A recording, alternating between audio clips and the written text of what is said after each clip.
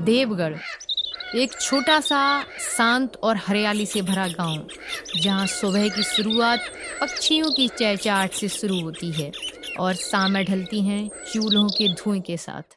और इसी गांव में रहते थे माधव और उसकी पत्नी लक्ष्मी। अरे सुनते हो जी, आज धूप बहुत तेज है, थोड़ा जल्दी लौट आना। तभी माधव हंसते हुए बोलता है, अरे लक्ष्मी, वो किसान ही क्या जो धूप से डर जाए। फिर लक्ष्मी थोड़ा ताना मारती है। हाँ, फिर शाम को थक कर आओगे और कहोगे लक्ष्मी पानी दे दो। मैंने भला आज तक कभी बोला है तुमसे? रोज तो बोलते हो, अब याद नहीं आ रहा होगा। दोनों ऐसे ही हंसी मजाक करते रहते थे। माधव एक सीधा साधा और मेहनती किसान था और लक्ष्मी उसकी ताकत।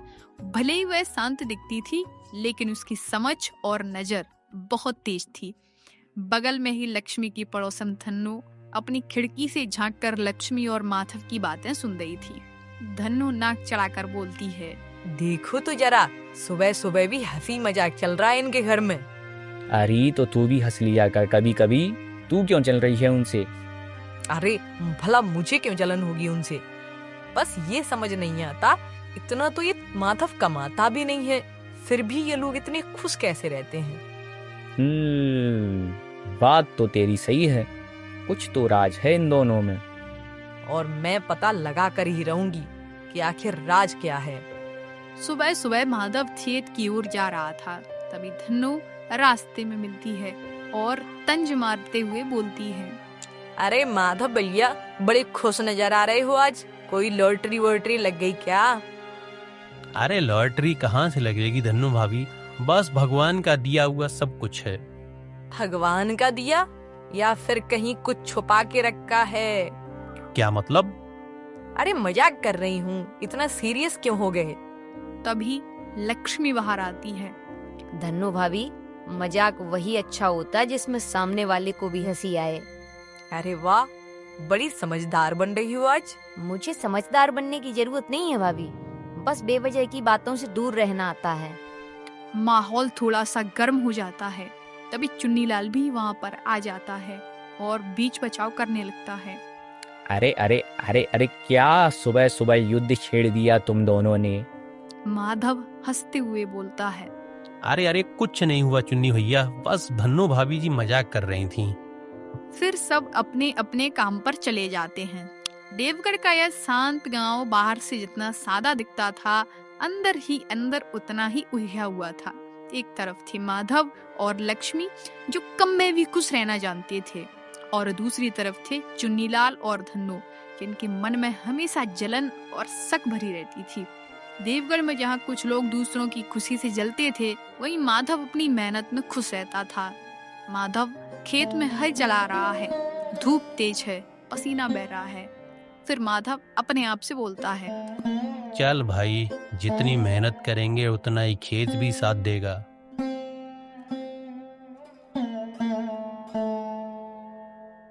पास से ही एक किसान रामू गुजरता है। अरे भाई माधव, सुबह से लगे हो तुम, थकते नहीं हो क्या? अरे थकता हूँ भाई, लेकिन रुक गया तो घर कैसे चलेगा। सही कह रहे हो भैया, पर थोड़ा आराम भी कर लिया करो। अब आराम तो फसल काटने के बाद ही मिलेगा भैया। लक्ष्मी खाना और पानी लेकर आती है और आवाज लगाते हुए पुकारती है, अजी सुनते भी हो, बस भी करो अब, पहले पानी पी लो।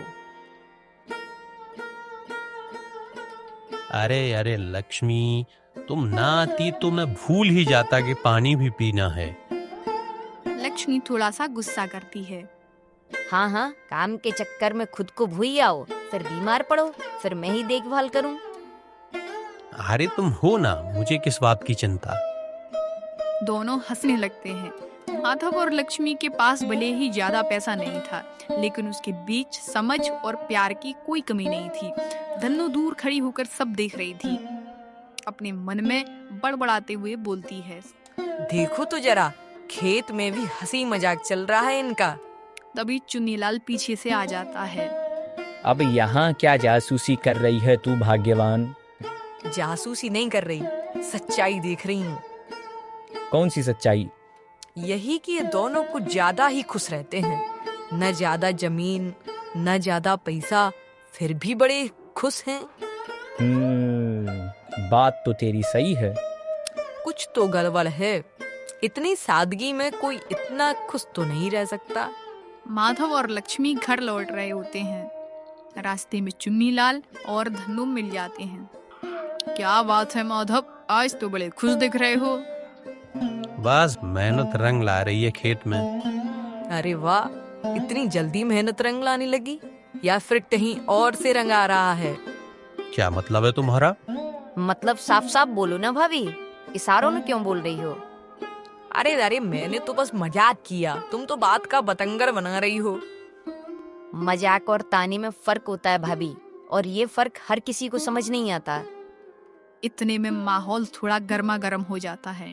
अरे अरे अरे, रहने दो भाई, हम तो बस पूछ रहे थे कि इतना खुश रहने का राज क्या है। कोई राज नहीं है चुन्नी भैया, बस मेहनत करते हैं और संतोष से रहते हैं। देख लेंगे किसमें कितना संतोष है। देवगढ़ में खबरें हवा से भी तेज चलती थीं, और अगर खबर फैलाने वाली धन्नू भाभी जैसी औरत हो तो समझ लो बात में नमक मिर्च अपने आप लग जाती थी। कुएं पर 3-4 औरतें पानी भर रही हैं। हंसी मजाक चल रहा है। अरे बहन, कल तो मेरे खेत में एक गाय घुस गई थी, सच में बहुत नुकसान हो गया। अरे बहन, हमारी तो रोज की कहानी है। तभी धन्नू भाभी स्टाइल में एंट्री मारती हैं। अरे तुम लोगों को कुछ नहीं पता, असली मजेदार बात तो मैं बताती हूँ। क्या हुआ धन्नो बहन, जल्दी बता। तुम लोगों ने ध्यान दिया है, माधव और लक्ष्मी कुछ ज्यादा ही खुश नहीं रहने लगे हैं आजकल। अरे वो तो हमेशा से ही ऐसे ही है। नहीं रे, इस बार बात कुछ अलग है। मुझे तो साफ साफ गड़बड़ लग रही है। कैसी गड़बड़? मुझे तो लगता है इन दोनों ने कहीं कुछ छुपा के रखा है। हाँ, सब औरतें एक दूसरे को देखने लगती हैं। अरे धन्नो बहन, तू तो हर बात में शक करती है। अरे मैं बेवजह नहीं बोलती, इतनी गर्मी में कोई इतना खुश नहीं रह सकता। तो क्या मतलब, चोरी वोरी उन्होंने की है? मैं तो बस इतना कह रही हूँ, कुछ तो छुपा रहे हैं ये दोनों। हाँ, और ये पक्की बात है। औरतों के बीच हल्की फुसफुसाहट शुरू हो जाती है। तभी लक्ष्मी पानी भरने आती हैं और सब चुप हो जाती हैं। क्या हो गया, आज सब लोग इतने चुप क्यों हैं? नहीं नहीं, कुछ नहीं, बस यूं ही बातें कर रहे थे। हम तो बस ये बातें कर रहे थे कि कुछ लोग बिना वजह ही बहुत खुश कैसे रहते हैं। भला खुश रहने के लिए भी वजह चाहिए क्या धन्नु भाभी? अरे नहीं, लेकिन खुशी जब ज्यादा दिखने लगे तो शक होने लगता है। धन्नु भाभी, शक करने से पहले कम से कम वजह तो ढूंढ लेनी चाहिए। और छुपाने से पहले सोचना चाहिए कि बात बाहर भी आ सकती है।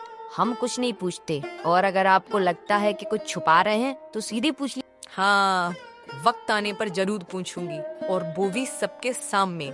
बाकी औरतें अरे रहने दो, चुप हो जाओ वाला माहौल बनाती हैं। लक्ष्मी पानी लेकर जाने लगती है। तभी धन्नु पीछे से बोलती है, देख लेना लक्ष्मी, सच ज्यादा दिन नहीं छुपता, और झूठ ज्यादा दिन नहीं टिकता, याद रखना भाभी। कुएं पर सुलह हुई ये छोटी सी बात अब धीरे धीरे पूरे गांव में फैलने लगी थी।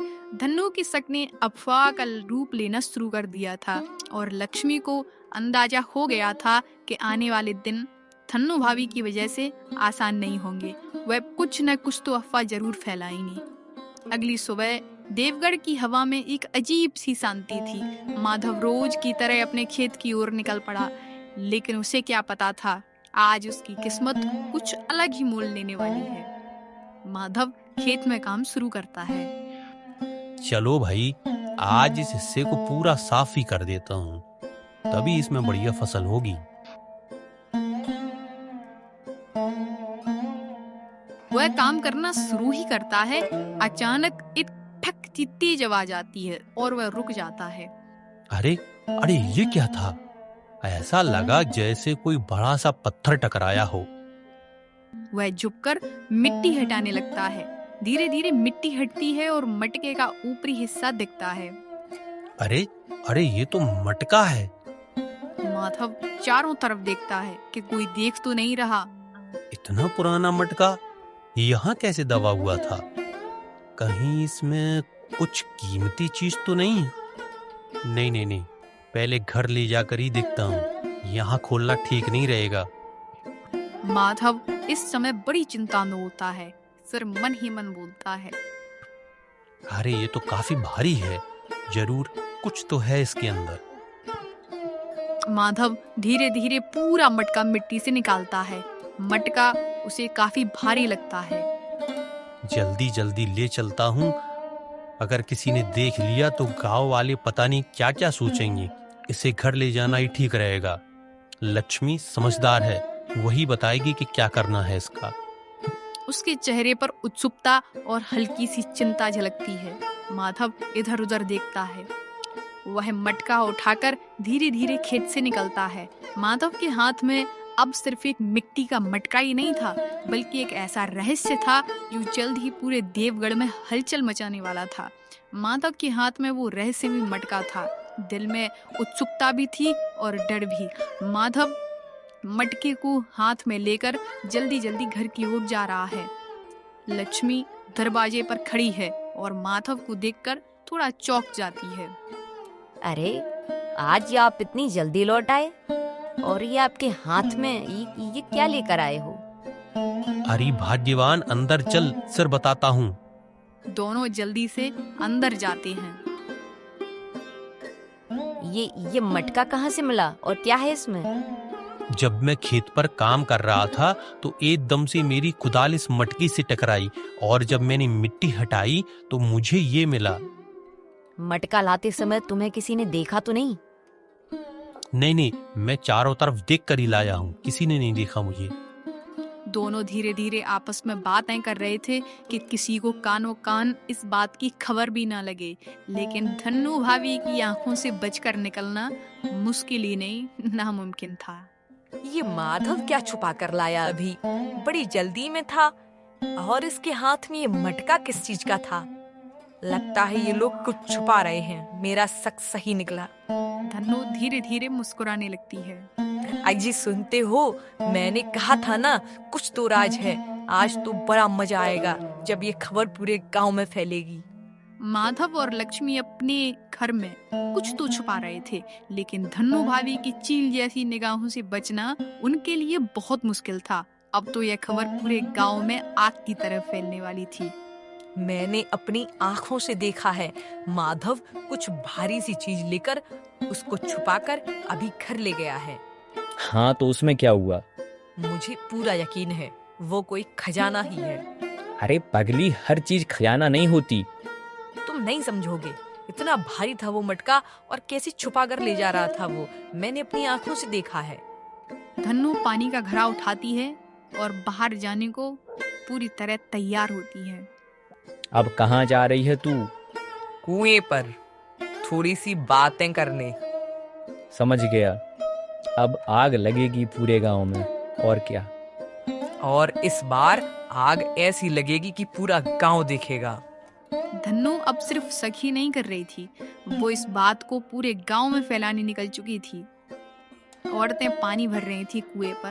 धन्नू तेजी से आती है। अरे सुनो सुनो, बहुत बड़ी खबर है। क्या हो गया धन्नो बहन, बड़ी घबराहट में लग रही हो? माधव को खजाना मिला है अपने खेत में। क्या बात कर रही हो बहन, सच में? मैंने अपनी आंखों से देखा है। भारी सा मटका लेकर वो छुपा छुपा कर अपने घर ले गया है अभी। अरे फिर तो पक्का खजाना ही होगा। सोने की मोहरे होनी, तभी तो छुपा रहा है। सारी औरतें हैरान हो जाती हैं, आपस में बातें शुरू करती हैं। अफवाह अब आग बन चुकी थी। धन्नू तेजी से घर में घुसती है। अरे सुनो, मजा आ गया। पूरे गांव में खबर फैल चुकी है कि माधव को सोने का खजाना मिला है। क्या सच में खजाना? हाँ, सारी औरतें भी कह रही थीं, उन्होंने भी मटका देखा था। तो मतलब वो हमसे कुछ छुपा रहा था? बिल्कुल, और नहीं तो क्या। और सारा खजाना वो खुद हड़पना चाहता है। ऐसा कैसे हो सकता है? गांव की जमीन से निकला है तो फिर सबका हक है उस पर। तो फिर जाओ, जाकर अपना हक मांगो। अकेले नहीं, 4-6 लोगों को साथ लेकर जाऊंगा। हाँ, भीड़ होगी तो दबाव भी बनेगा। अगर सच में सोना हुआ ना तो सच में हमारी किस्मत बदल जाएगी। अब बात सिर्फ शक या अफवाह की नहीं थी, यह अब लालच बन चुकी थी और ये लालच माधव के दरवाजे पर दस्तक देने वाला था। अब अफवाह पूरे देवगढ़ में फैल चुकी थी। हर कोई बस एक ही बात कर रहा था, माधव का खजाना, माधव का खजाना। 2-3 गांव वाले आपस में बातें कर रहे थे। अरे भाई, सुना है क्या तुमने? माधव को अपने खेत में एक सोने का मटका मिला है। अरे हाँ, तभी तो छुपा रहा है वो। हाँ भाई, अगर गांव की जमीन से निकला है तो फिर सबका हक बनता है। चुन्नीलाल आता है, थोड़ा नेता बनकर स्टाइल में एंट्री मारता है। हाँ हाँ भैया, सही कह रहे हो तुम लोग। ये खजाना अकेले माधव का नहीं हो सकता। तो क्या करें भाई हम लोग? सीधे चलते हैं उसके घर और सच सामने लाते हैं।